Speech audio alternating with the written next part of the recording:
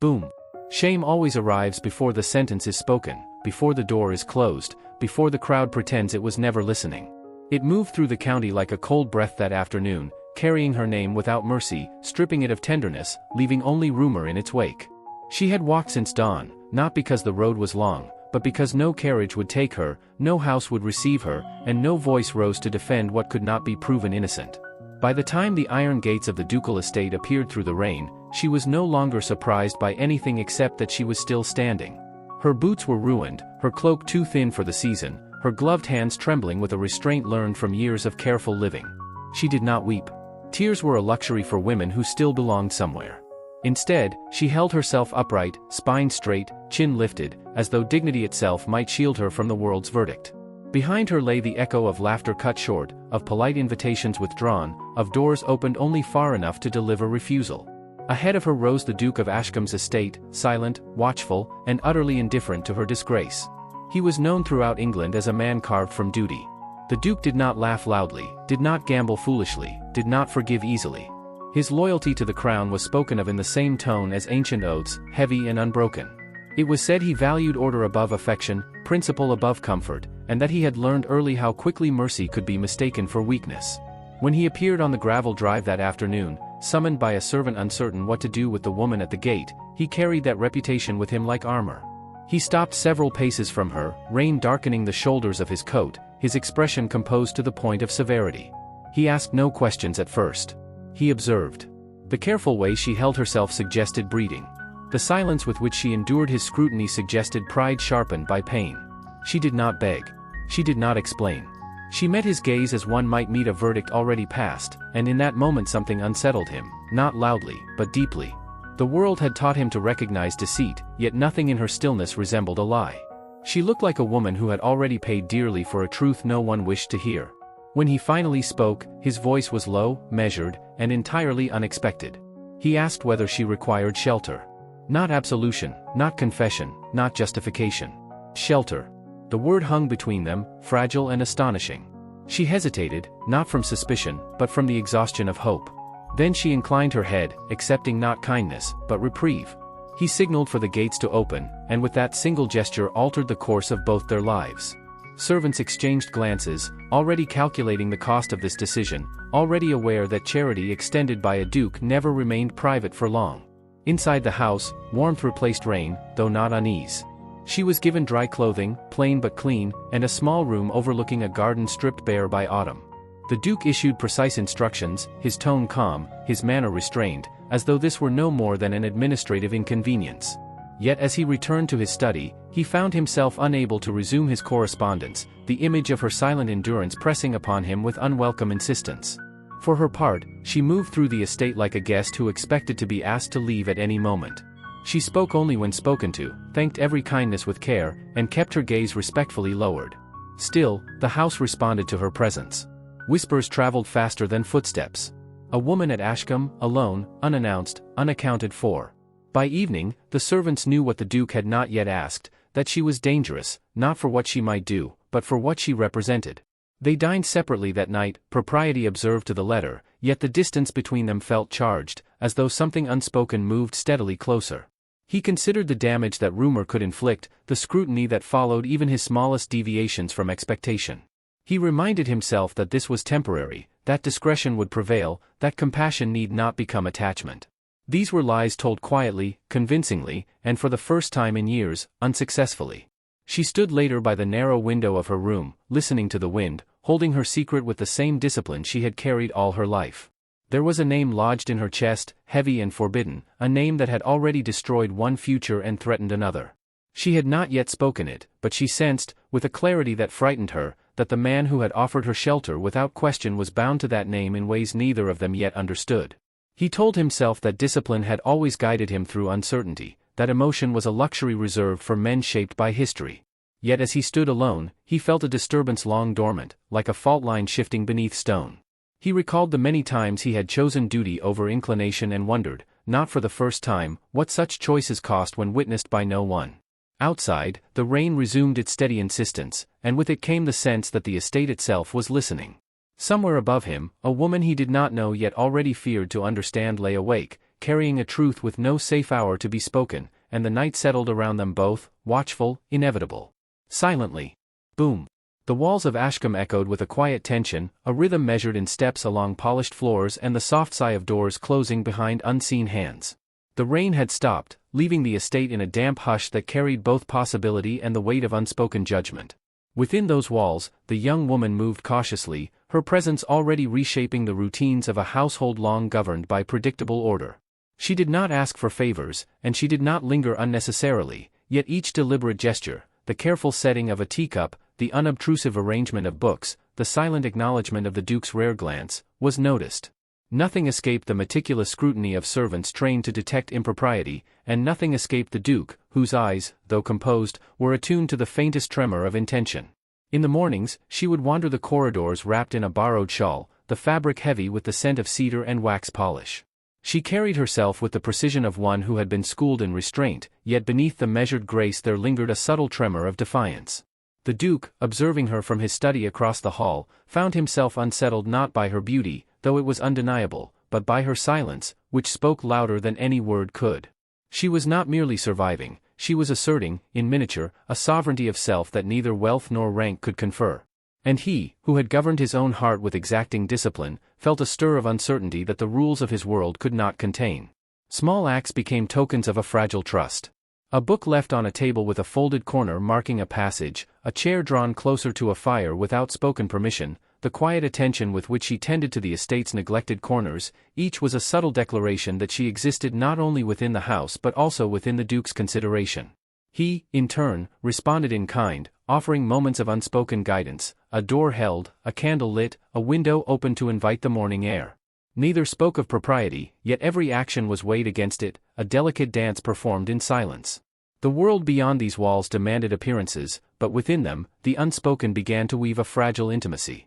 Rumor, however, is relentless. By the second week of her residence, whispers had begun to circulate through the servants' corridors and into the local village.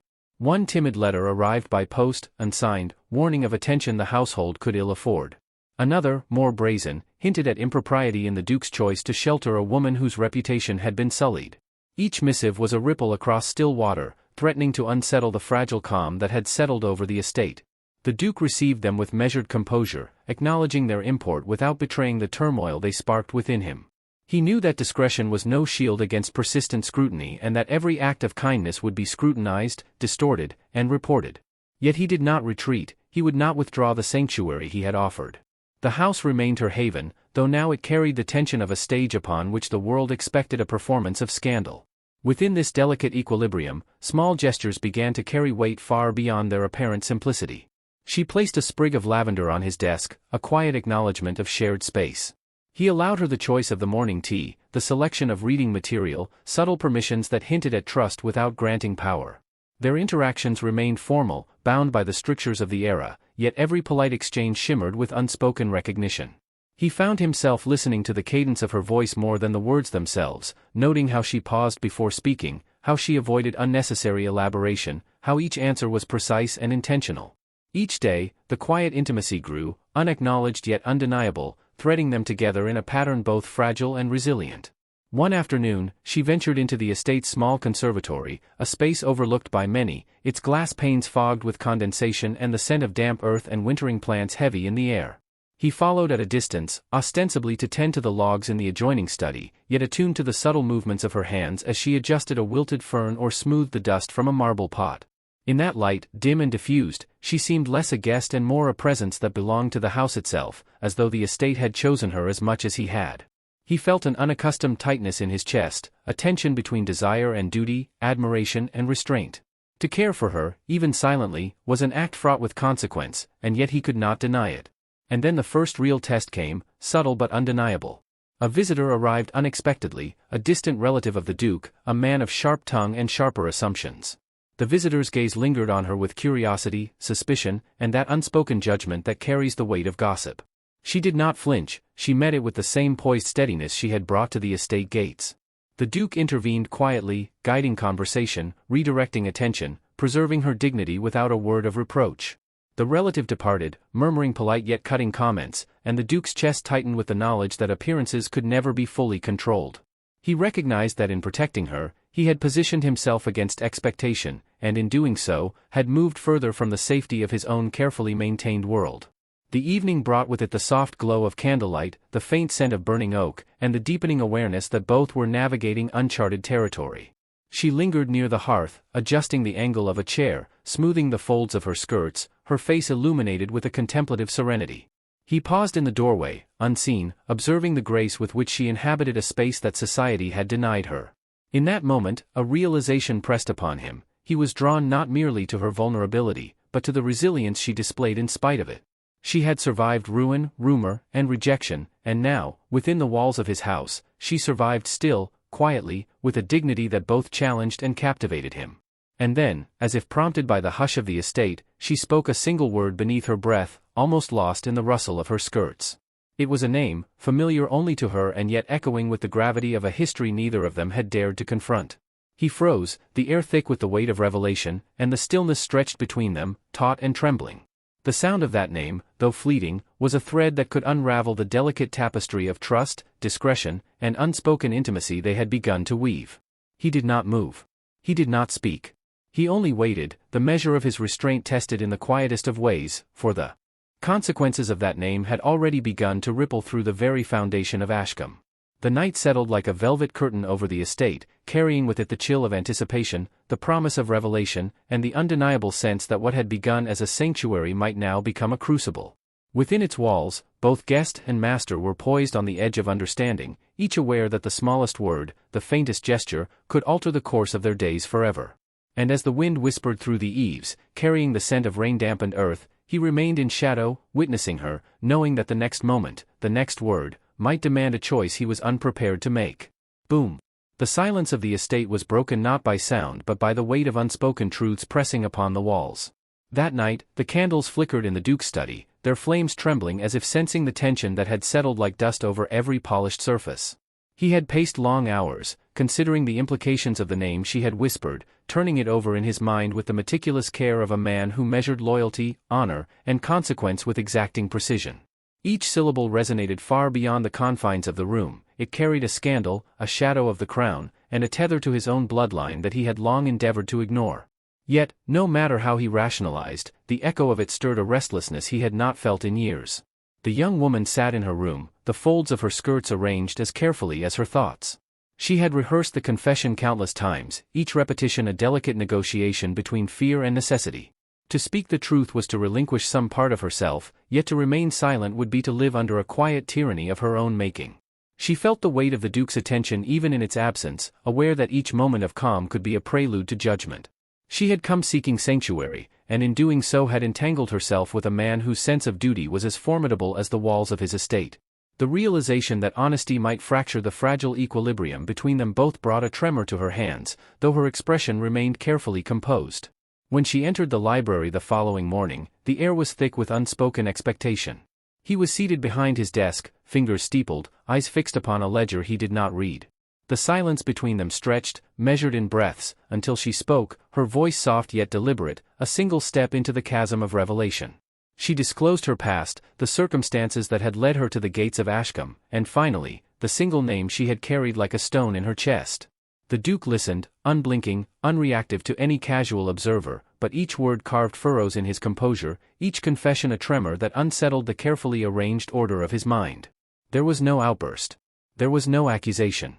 Instead, there was stillness, a profound, almost suffocating stillness that held the weight of centuries of expectation, of oaths taken and duties pledged.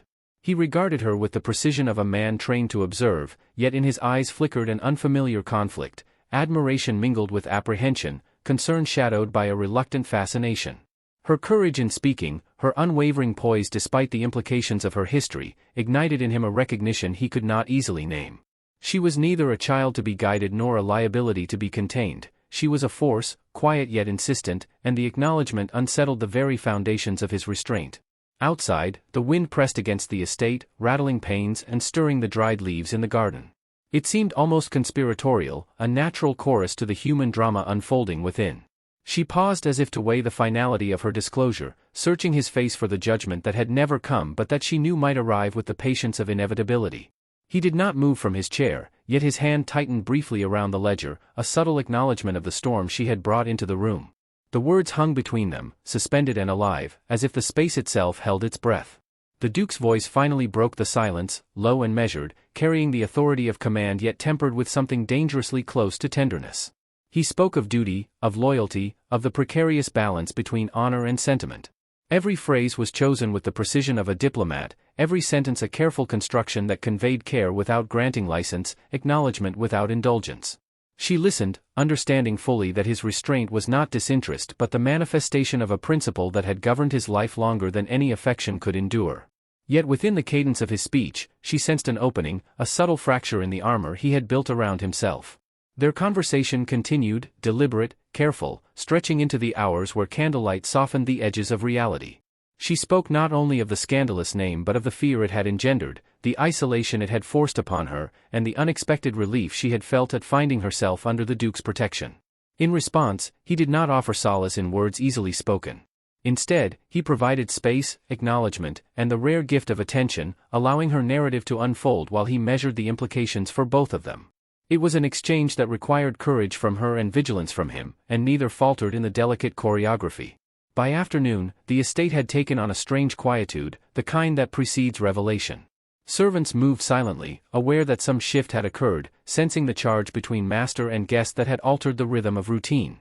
Even the garden, grey and rain-slicked, seemed imbued with anticipation, each droplet of lingering moisture reflecting light in a way that suggested observation, judgment, or perhaps understanding.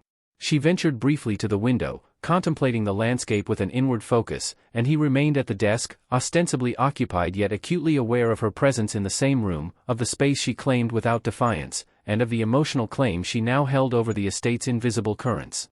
The afternoon waned, the light fading to a muted gold that softened edges and cast shadows that lengthened with deliberate slowness. She approached him then, the careful deliberation in each step echoing the caution of one navigating a field strewn with invisible traps. Her voice was steady, betraying nothing of the anxiety that churned beneath the surface, as she posed questions of principle and propriety, subtly testing the boundaries of his tolerance, probing the extent to which compassion could exist alongside duty.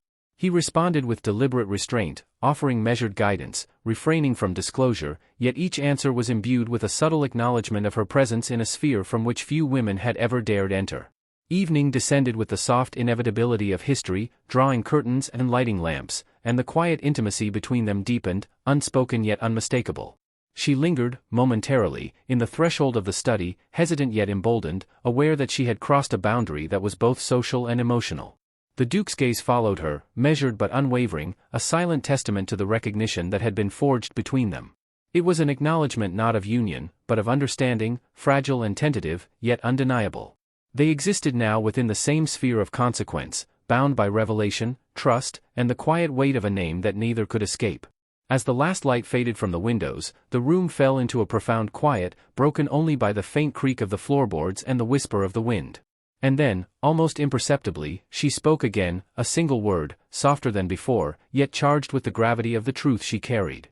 It was a reminder that the disclosure had not ended, that the ripples of her confession would continue to spread, testing loyalty, principle, and the fragile emergence of feeling between them. The Duke did not move. He did not interrupt. He simply allowed the sound to linger, aware that in that silence lay a choice he would soon be compelled to make, a choice whose consequences would extend far beyond the walls of Ashcombe, into the heart of England itself. Boom! The house seemed to hold its breath as morning light filtered through tall windows, dust motes suspended in golden beams that revealed both the grandeur and the restraint of Ashcombe. In the library, the air was thick with the aftermath of truths spoken, of confessions that had carved invisible channels between two lives now irrevocably altered. The Duke sat behind his desk, posture rigid, fingers drumming a quiet rhythm, a man acutely aware that every heartbeat measured the fragile line between duty and desire. She stood near the hearth, her hands clasped loosely before her, yet poised as though even in surrender she commanded the space she occupied. Their silence was eloquent, an unspoken negotiation of power, principle, and something far more volatile, trust. He rose then, deliberately, and approached her with a gravity that bespoke both caution and intent.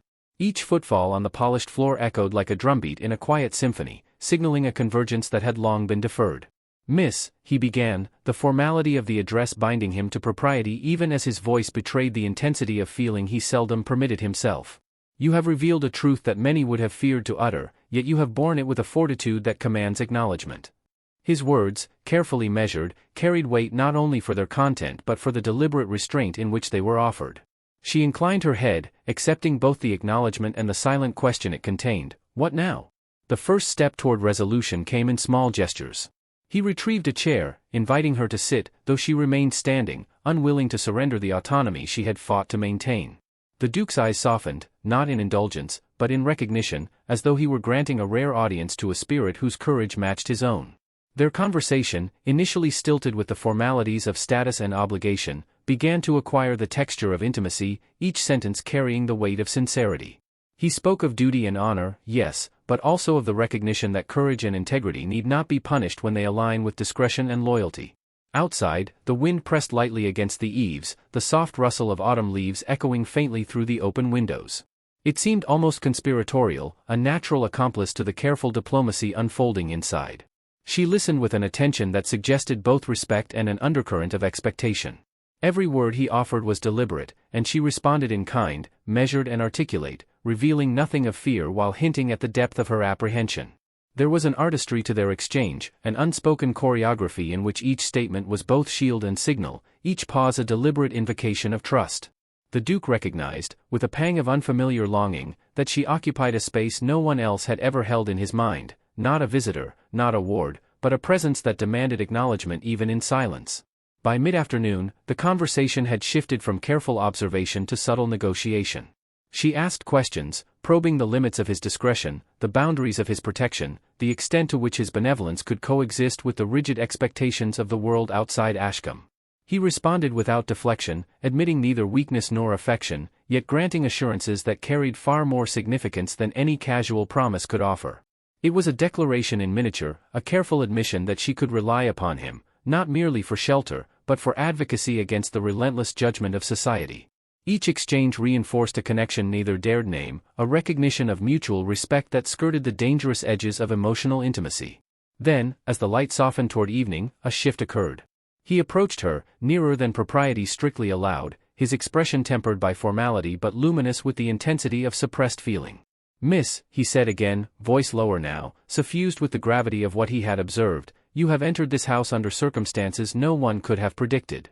And yet, in doing so, you have illuminated a truth of character that compels acknowledgement. I cannot alter the past, nor can I shield the world entirely from its scrutiny, but I can offer this, my word, my discretion, and my respect." Each phrase was deliberate, a declaration of care that circumvented impropriety while affirming the weight of connection. She met his gaze steadily, sensing the magnitude of his restraint, the careful balance between feeling and decorum, and for the first time, she allowed herself to perceive the depth of his regard. They spent hours in this tenuous proximity, the day yielding to twilight, shadows stretching across the floor like silent witnesses. In the quiet that followed, small tokens of intimacy emerged, the offer of a hand resting briefly upon hers to guide a document into view, the soft inclination of his head in recognition of her insight, the subtle acknowledgement of shared understanding without breach of propriety. Each gesture was charged with meaning, and yet restrained by the rigid structures they had learned to inhabit. The Duke, who had never permitted vulnerability, recognized the danger of his own openness, and she, who had long endured judgment, recognized the rarity of such acknowledgement without censure. As the candles were lit and the library was bathed in the gentle glow of flame, she ventured further than before, her voice steady but charged. She spoke not of scandal, nor of fear, but of gratitude, of the delicate hope that one's integrity might be honored even in exile.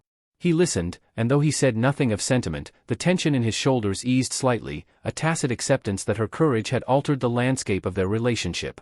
In those moments, the estate itself seemed to pause, as though the walls held witness to a bond forming in silence, delicate yet undeniable. Yet, even in the midst of this fragile resolution, the weight of consequence remained. The Duke understood that his acknowledgement, though carefully expressed, could not shield her entirely. The world beyond Ashcombe was unyielding, and the threads of duty and honor that bound him were still taut. He recognized that while respect and protection could coexist with propriety, the boundaries were narrow, and any misstep might unravel the equilibrium painstakingly maintained. The tension between affection and obligation, between personal desire and societal expectation, remained a constant undercurrent, a river beneath the placid surface of his composed exterior. As the evening deepened, she lingered at the threshold of the library, a presence poised between gratitude and anticipation, understanding and fear. He remained seated, steady yet alert, aware that the moment of decision was approaching. The quiet intimacy they had cultivated, the delicate acknowledgement of character and courage, had forged a connection neither could ignore, yet both understood the fragile limits imposed by the world they inhabited. And then, as the last candle flickered, casting shadows that danced across the polished floor, she spoke a single word, a hint, a whisper, almost swallowed by the room but charged with consequence. The sound settled between them, a delicate tension, a reminder that the sanctuary of Ashcombe could not last forever, and that the choices demanded by duty and honor were yet to be made. Boom. Dawn arrived at Ashcombe with a hush that felt almost conspiratorial, the mist curling through the gardens like a delicate veil concealing both hope and sorrow. The young woman stood at the threshold of the main hall, cloak drawn tightly around her shoulders, the weight of decision pressing upon her more heavily than any storm could. The estate, usually a place of measured order, seemed to hold its breath, aware of the quiet reckoning that was about to unfold. The Duke observed her from the staircase above, every line of his body taut with restraint, every measured breath a testament to the discipline that had carried him through years of duty. Yet even as he maintained the composure demanded by his station, there was a tremor of inevitability he could not ignore. The fragile equilibrium they had constructed was at its most precarious. She moved toward the door with deliberate slowness, as if each step might shift the world irrevocably. Behind her lay sanctuary, the house that had sheltered her from rumor, ruin, and the relentless judgment of society. Ahead lay uncertainty, exile from the only refuge that had granted her dignity without expectation. He descended the staircase, silent at first, the polished steps echoing faintly beneath his boots. When he reached the bottom, the distance between them was measured not in paces but in decades of restraint, in centuries of inherited expectation, in the delicate tension of unspoken understanding.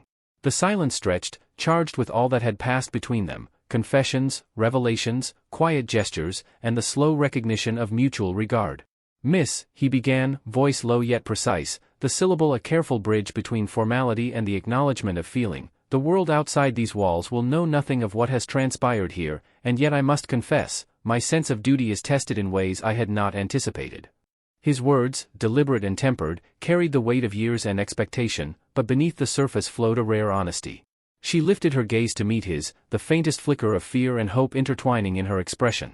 In that moment, it was clear that neither refuge nor restraint could contain what had grown quietly, imperceptibly, between them. He extended a hand, not in command but in invitation, a gesture that carried with it both recognition and restraint. She did not take it immediately, weighing the implications of contact, aware that acceptance would signal more than mere gratitude. When her fingers brushed against his, the touch was light, fleeting, yet charged with the affirmation of a bond that had been tested by revelation, strengthened by courage, and tempered by discretion. The estate seemed to respond, the hush deepening, as though even the stones understood the gravity of what had transpired. Their connection was acknowledged, intimate yet safe, bound by shared understanding rather than impulsive indulgence. The day unfolded with measured attention, small acts carrying disproportionate weight.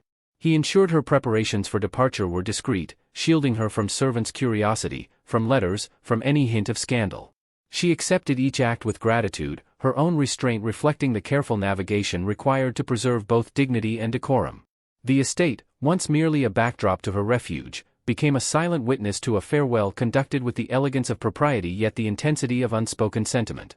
Every folded letter, every tied ribbon, every careful step down the hall was a negotiation between gratitude, expectation, and the quiet ache of separation. At midday, they walked briefly through the gardens, leaves damp beneath their feet, the air scented with rain and the faint decay of autumn flora. No words were spoken for a time. The silence was not emptiness but communion, each aware of the space they occupied together and the inevitability of its contraction. He pointed out the subtle turn of a path, the way sunlight struck a particular stone, small observations laden with the weight of care. She responded with quiet acknowledgement, understanding fully that these details were both gift and farewell, gestures of affection constrained by circumstance and honor. In their quiet movements, there was the poetry of restraint, the language of intimacy spoken without sound, delicate yet indelible. By evening, preparations for her departure were complete. The carriage awaited at the gate, horses impatient, harnesses gleaming against the fading light. She stood poised, cloak drawn, hands folded, the embodiment of composure honed by necessity. He approached, adjusting his coat with the precision of command, and spoke not of what had been lost but of what endured, discretion, protection, and the acknowledgement of courage. "You will carry yourself with the same dignity that has brought you thus far," he said, each word deliberate, each syllable imbued with the quiet weight of regard. And know that Ashcombe remains a sanctuary, not of shelter alone, but of respect for all that you have borne." She inclined her head, absorbing the full measure of what he offered, aware that words could not capture the depth of gratitude or the unspoken affection that had grown between them. The carriage door opened, and she stepped inside with deliberate care. The Duke remained at the gate, framed by the estate behind him, a figure of composure and hidden sentiment. Their eyes met, long and deliberate, holding a conversation of glances that spoke of trials endured, of courage acknowledged, and of the profound connection forged in the quiet spaces of duty and care. The driver urged the horses forward, and the wheels began their steady rhythm on the gravel, carrying her away from the only refuge she had known. The Duke remained, shoulders squared, eyes unwavering, yet within him stirred the echo of a bond that would not be erased by distance or circumstance. As the carriage disappeared into the mist, the Duke returned to the steps, standing alone amid the hush of Ashcombe. The estate, still and watchful, seemed to echo the absence of her presence, carrying a weight that neither silence nor propriety could dispel. In the quiet that followed, he allowed himself a rare moment of reflection, acknowledging the truth that affection and duty could coexist only in delicate balance, and that some loves are measured not in possession but in endurance. He understood that the shelter he had offered had preserved more than safety, it had preserved dignity, courage, and the memory of connection untainted by scandal or expectation. Night fell with the inevitability of history, cloaking Ashcombe in darkness and calm. Within the quiet, he considered the future, aware that the world beyond the estate would continue in its relentless judgment, yet he had acted with integrity, guided by both conscience and principle. The young woman, now distant, carried with her the recognition of his protection, his regard, and the affirmation that her courage had not gone unnoticed. And though the estate was silent, the presence of what had transpired lingered in every shadowed corner, in the hush of the hallways, and in the disciplined order of a house that had borne witness to a rare and fragile connection.